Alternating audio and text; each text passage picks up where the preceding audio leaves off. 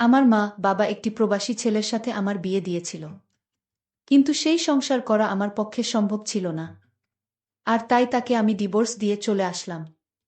বাড়িতে আসার পর 50 বছর বয়সী একটা লোক আমাকে পায়েস খাইয়ে অজ্ঞান করে ফেলে।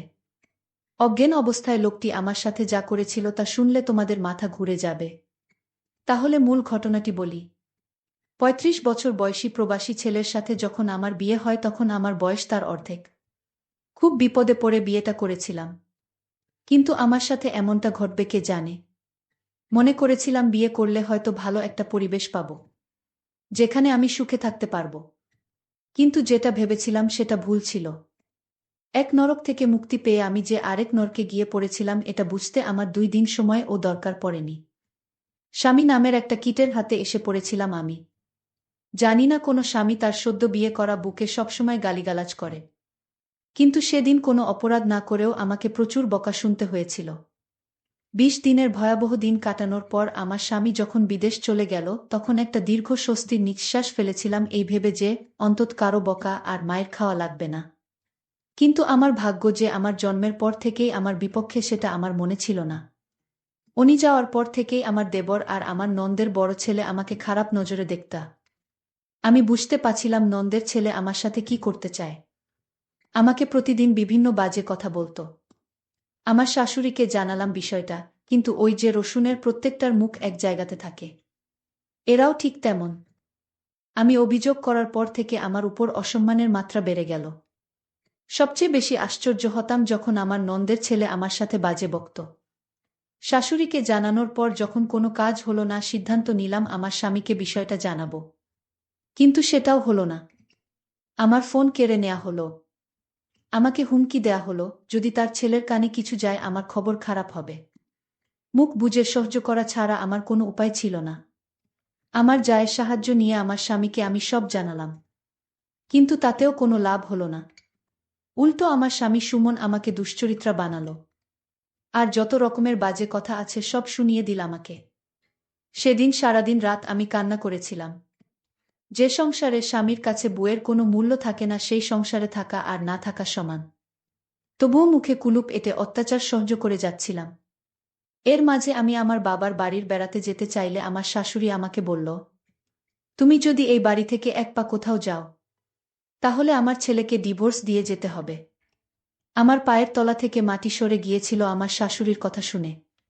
বাপের বাড়ি যাওয়ার সাথে যে ডিভোর্সের সম্পর্ক আছে সেটা আমি প্রথম ওই বাড়ি থেকেই দেখেছিলাম। এভাবে 6 মাস কেটে যায়।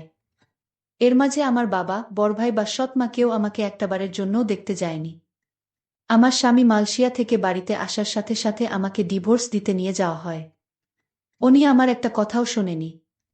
ওর মায়ের কথা শুনেই আমাকে ডিভোর্স দিতে নিয়ে যায়। আমার স্বাক্ষর হবার পর আমাকে বলে, এবার কোথায় যাবি যা। আমার মোবাইল, কিছু টাকা, গহনাসহ যাবতীয় কিছু রেখে দেয় ওরা। শুধু স্যান্ডেল পায়ে সেদিন ওই বাড়িকে পর করে চলে এসেছিলাম। আর বারবার আল্লাহর কাছে বলেছিলাম, আল্লাহ আর কোনো মেয়ের সাথে যেন এমনটা না হয়। বিয়ের সময় ভেবেছিলাম কষ্ট হয়তোবা বিদায় করে দিয়ে বাপের বাড়ি থেকে চলে গেলাম, কিন্তু অভাগীর দিকে কষ্ট বারবার ফিরে তাকায়, তার পিছু ছাড়তে চায় না। তা না হলে কি আর আরও বেশি কষ্ট নিয়ে আবার বাবার বাড়ি ফেরত আসি। বাড়িতে ঢুকে যার সাথেই দেখা হয় সেই আমাকে অচেনা লোক মনে করে এড়িয়ে চলতে শুরু করে। একমাত্র আমার চাচি আমাকে জড়িয়ে ধরে কান্না করে আর আমাকে মেন্টালি সাপোর্ট করে। কিন্তু যাদের সাপোর্ট দরকার তারা যদি না করে তাহলে কি আর কষ্ট কমে? আমার ভাবির কাছে গেলাম, সে আমাকে বলল ভাইয়ের কাছে গিয়ে ক্ষমা চাইতে। মনে অনেক সাহস সঞ্চয় করে বড় ভাইয়ের কাছে একটু ছায়া খোঁজার আশায় গেলাম। কিন্তু সেই ভাই আমাকে সেই দিন মারছিল আর গালি দিচ্ছিল। ভাবি গর্ভবতী ছিল, আমাকে ঠেকাতে গিয়ে সেও ভাইয়ের হাতে মার খেয়েছিল। ভাই শুধু বলতেছিল সব দোষ নাকি আমার।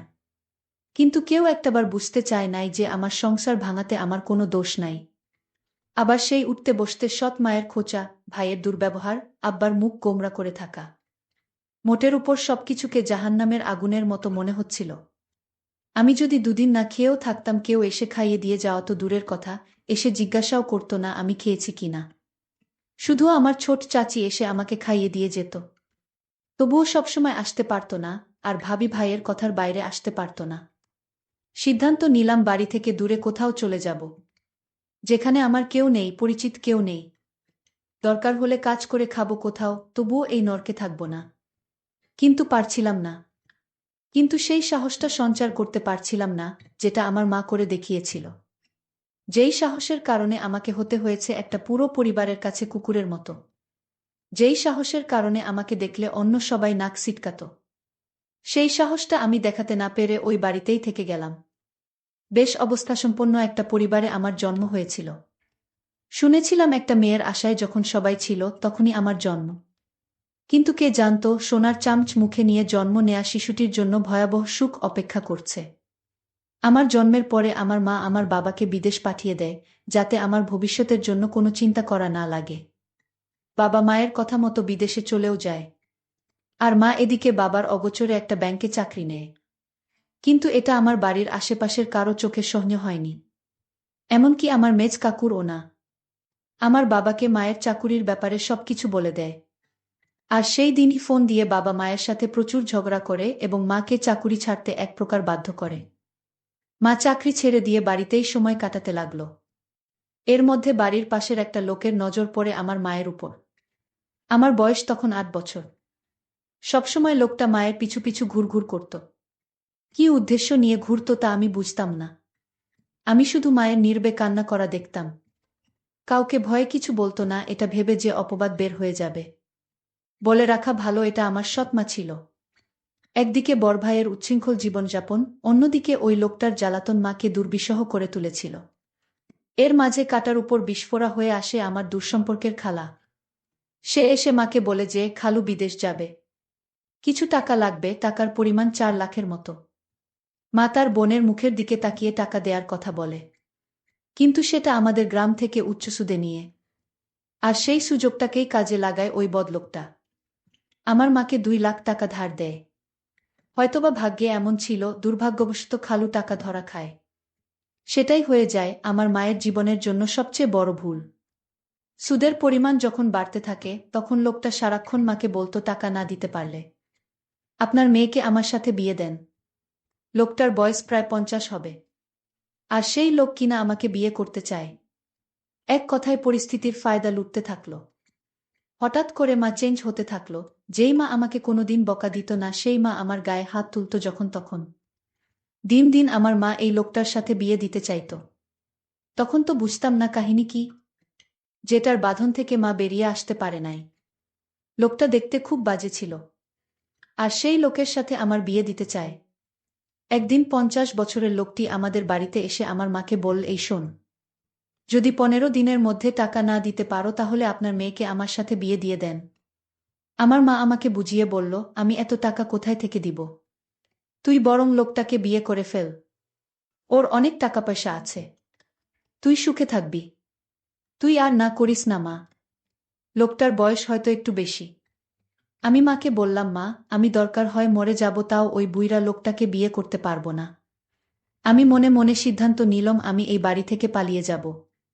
কিন্তু পালিয়ে কোথায় গিয়ে থাকব, কার কাছে যাব? কিন্তু আমি পালিয়েও যেতে পারলাম না।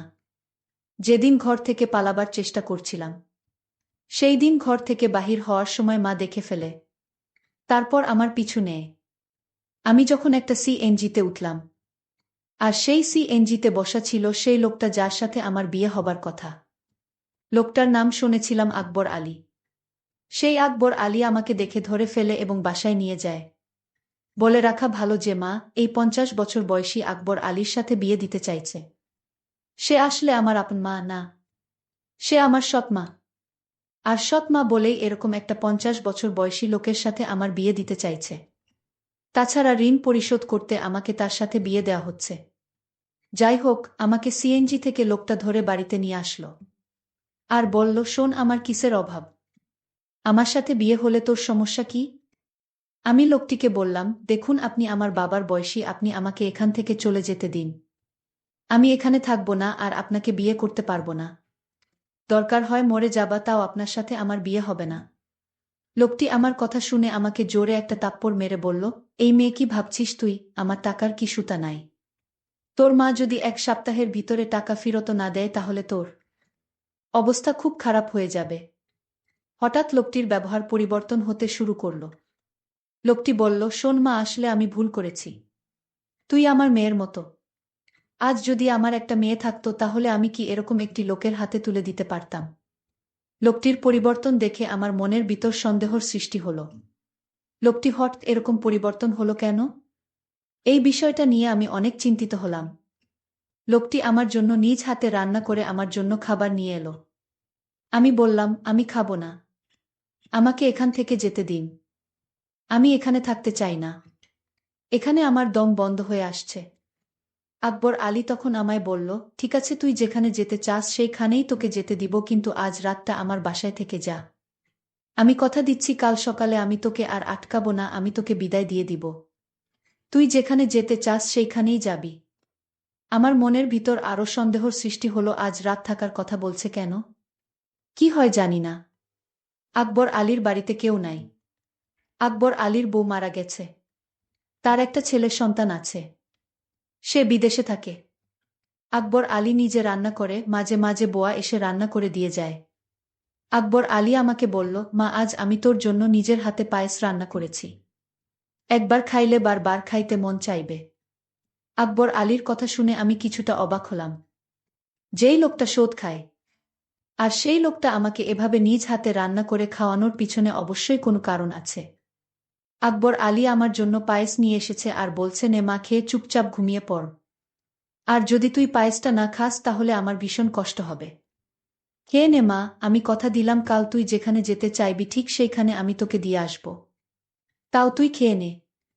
আকবর আলী আমায় এমনভাবে বলছিল, আমি না খেয়ে পারলাম না। আমি আকবর আলীর নিজ হাতে তৈরি করা পায়েসটুকু খেয়ে নিলাম। পায়েসটা খাওয়া ৩০ মিনিট পর আমার শরীরটা কেমন জানি করতেছিল। শরীরটা অস্থির অস্থির লাগছিল। আমার কিছুই ভালো লাগছিল না। আমার চোখে কিছুটা ঝাপসা দেখতে লাগলাম। আমার মাথাটা ঝিমঝিম করে ঘুরাচ্ছেছ। আমার কাছে মনে হচ্ছে পৃথিবীটা ঘুরতেছে। আমার এরকম অস্থির দেখে আকবর আলী জিজ্ঞেস করল, কিরে মা, কি হয়েছে তোর? যেই লোকটা ২ দিন আগে আমাকে তার ঘরের বউ হিসেবে দেখতে চায়, আর সেই আকবর আলী আমাকে নিজের মেয়ে বানিয়ে ফেল, এটা আমার কাছে কেমন জানি অদ্ভুত ব্যাপার মনে হলো। যাই হোক, পায়েস খাওয়ার পর থেকে আমার মাথাটা কেমন জানি ঘুরাচ্ছে, প্রচুর ঘুম পাচ্ছিল। আমি হঠাৎ বিছানায় শুয়ে পড়লাম। আমি ঘুমিয়ে পড়লাম। এরপর আমার সাথে যা ঘটেছিল তা শুনলে তোমাদের হুঁশ থাকবে না। আমি যেন অজ্ঞান অবস্থায় ঘুমিয়ে পড়লাম। আমার কোন হুঁশ ছিল না। তারপর আকবর আলী আস্তে করে আমার রুমে আসলো আর আমার বিছানায় বসল। আকবর আলী এক অদ্ভুত আচরণ করল ঘুমের ঘরে। আমি স্বপ্নে দেখতে লাগলাম আকবর আলী আমার কাছে আসছে। আর আকবর আলীর হাতে বিশাল বড় একটা হাতুড়ি দিয়ে আমাকে মারতে আসলো। আর এই স্বপ্ন দেখে আমি বিছানা থেকে লাফ দিয়ে উঠে পড়লাম। উঠে দেখি রুমে কেউ নাই, তবে আমাকে কেমন জানি এলোমেলো লাগছে। মনে হচ্ছে আমার ঘরে কেউ আসছিল। আমি বিছানায় একটা ঘড়ি দেখতে পেলাম। আর সেই ঘড়িটি আকবর আলীর হাতে ছিল। আমি ভালো করে লক্ষ্য করলাম এটা আকবর আলীর হাতে ছিল। কিন্তু দরজা তো ভিতর থেকে লক করা, তাহলে আমার রুমে কেউ ছিল না। তাহলে আমি কি বাজে স্বপ্ন দেখছি? আর সেই স্বপ্নে আমার ঘুম ভেঙে গেল। আকবর আলী আমার রুমে না আসলে তাহলে কে আমার রুমে আসলো? আর ঘড়িটি তো আকবর আলীর। তাহলে আকবর আলী কি আমার রুমে এসেছিল? আমি রুম থেকে বের হয়ে দেখলাম আকবর আলী নামাজ পড়তে লাগল। আমি আকবর আলীকে দেখি ভীষণ অবাক হলাম। আমি দাঁড়িয়ে থেকে তার নামাজ দেখলাম। নামাজ শেষে হলে আমি তার কাছে গেলাম এবং বললাম, দেখুন, আজ রাতে আমার রুমে কে আসছিল আমি বুঝতে পারছি না। তারপর আকবর আলী বলল, আরে বোকা মেয়ে, তোমার রুমে আবার কে আসবে? তুমি হয়তো দুঃস্বপ্ন দেখছ। তাহলে আমার বিছানায় আপনার ঘড়ি কি করে এলো? কই, ঘড়ি তো আমার হাতে, তাহলে এটা কার ঘড়ি? ও বুঝেছি মা, আমার ছেলে ২টা একরকম ঘড়ি নিয়ে আসছিল বিদেশ থেকে। আর তুমি যে রুমে থেকেছ সেই রুমে আমার ছেলে থাকতো, সে হয়তো ভুল করে ঘড়িটা ফেলে রেখে চলে গেল। আচ্ছা মা, আমি তোমার জন্য একজন পাত্র ঠিক করেছি। আমি তোমাকে তার সাথে তোমাকে বিয়ে দিব। তোমার মায়ের সাথেও আমার কথা হয়েছে। আমার তো কোনো মেয়ে নেই, আর আমি তোমাকে আমার মেয়ে করে নিলাম। আর তুমি গতকাল রাতে যা দেখছো সবই দুঃস্বপ্ন মা। তারপর আকবর আলী আর আমার মা আমার জন্য সেই সুমন ছেলেটিকে নির্ধারণ করল। আমি আকবর আলীকে বাবা বলে ডাকলাম। বাবা, আসলে আমি তোমাকে ভুল বুঝেছিলাম। তোমার মতো এমন মানুষ এ যুগে পাওয়া বড়ই কঠিন। তারপর আকবর আলী বাবা আমার বিয়ের সমস্ত খরচ বহন করে আমাকে সুমনের সঙ্গে বিয়ে দিয়ে দিল। কিন্তু কথায় আছে না, অভাগীর কপালে কি আর সুখ সয়। আমি তাকেও ডিভোর্স দিয়ে চলে আসলাম। কারণ এই পরিবারটি ভালো ছিল না তাই। বাড়িতে আসার পর কেউ আমাকে আশ্রয় দেয়নি। তাই এখন ঢাকা শহরে নিজে চাকরি করে নিজের পেট চালাই। জানি না তারপর আমার কপালে কি হয়। আজকের গল্পটি এখানেই শেষ করলাম। যদি গল্পটি ভালো লাগে তাহলে চ্যানেলটি সাবস্ক্রাইব করে পাশে থাকবেন। ধন্যবাদ।